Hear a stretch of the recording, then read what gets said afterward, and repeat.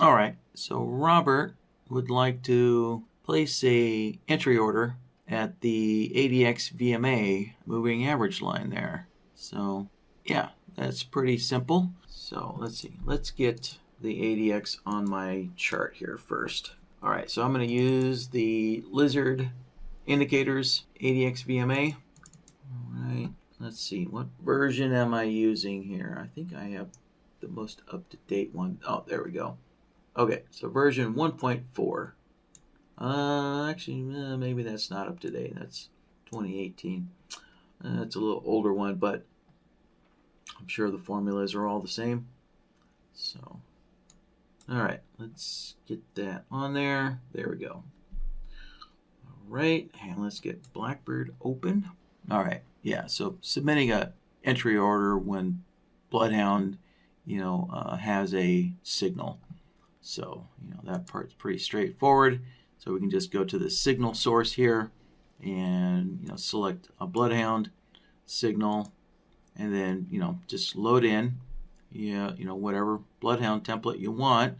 And of course, remember to set the entry signal template. So remember to select the template for your signals there. All right, so that part pretty straightforward there. So the more involved part is setting up the entry order here.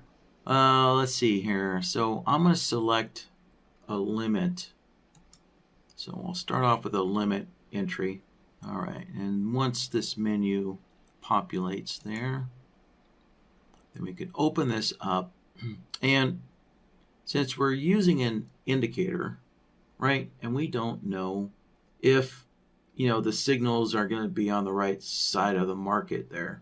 So for example, what if you get a long signal down here, right, but the ADX is above? So that would be a stop entry versus a limit, right? So I'm going to enable the automatic order type here. So that way, if you're below the moving average, BlackBird will submit a stop. And if you're above the moving average, then BlackBird will submit a limit order. And now the initial placement here. So we need to set this to the ADXVMA indicator. So let's open that menu up. And the mode is not price. We want an indicator. All right, we want to use the ADXVMA. So now we can go and select the indicator here. And again, let's open up the Lizard Trader folder. And there's the ADXVMA. Right. And we actually want the plot, right? The ADXVMA plot there. So, okay, that's it. Pretty straightforward there for setting up the initial placement. So now we need to go into the trailing actions, right? Because the moving average will move up if the market, starts trending upward. So we need some trailing actions in here. So let's go to that trailing actions tab and set the mode to custom. And now we can start creating some custom trailing rules here for this entry order. Let's hit the add trailing rule button. All right, and let's give this a name here. All right, follow the ADXVMA. So there's no trigger, right? We want the trailing to immediately, start trailing. So there's no trigger. Nothing needs to be checked first. So we can just go straight to the action column, and we want to move our entry order, move it to, and not the last price, but we want to move it to an indicator. All right, so wherever the ADXVMA moves to. So let's go into the indicator, and again, go into the Lizard indicator folder, select the ADXVMA, and the ADXVMA plot is already selected for us, so we're good to go there. And so for this, we do want, because this is an entry order, right? An entry order, might move up, might move down. So the allow movement is both directions, right? So we make sure that that's on both directions. So, and both directions is the default for an entry order. So you shouldn't have to change that, but it's always good to check. And then lastly, the repeat. So we do want our entry order to keep following the ADX for as long as necessary. So we'll set the repeat to indefinitely. And because it's an indicator, right, it's only going to update once per bar. So we can just leave it on repeat every 1 bar. So we don't have to change that right there. And that's it. So there we're done. So let's click OK. And of course, price is sitting right on the ADX.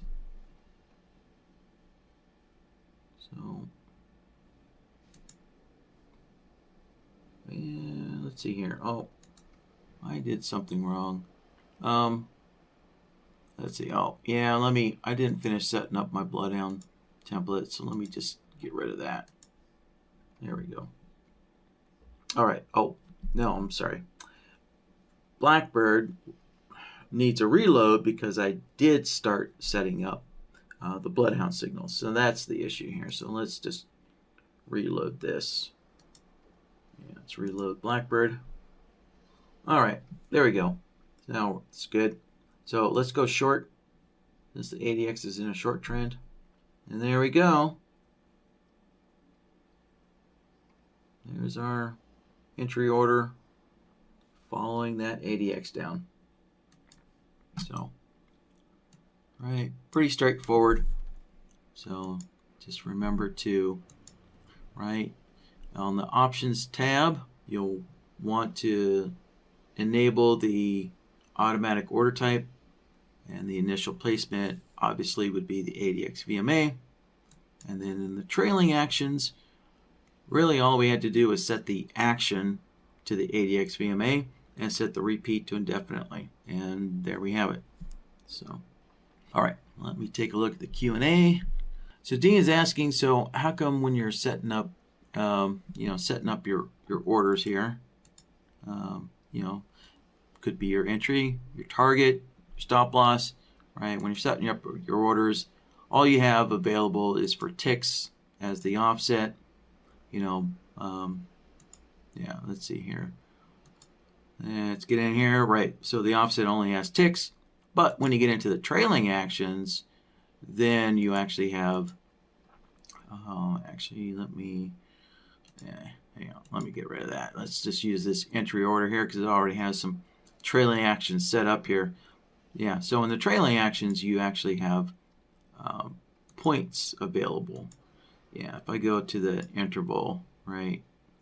Yeah, we have points. Wrong one, that's time. There we go. So here we have ticks, we have points, we have currency. So why is there only ticks available? Because we just haven't gotten to it yet. It's just that simple. Jeremy just hasn't gotten around to improving the offset menu yet. So Dean says, great answer. Hey, it's just the truth. It's just a plain answer.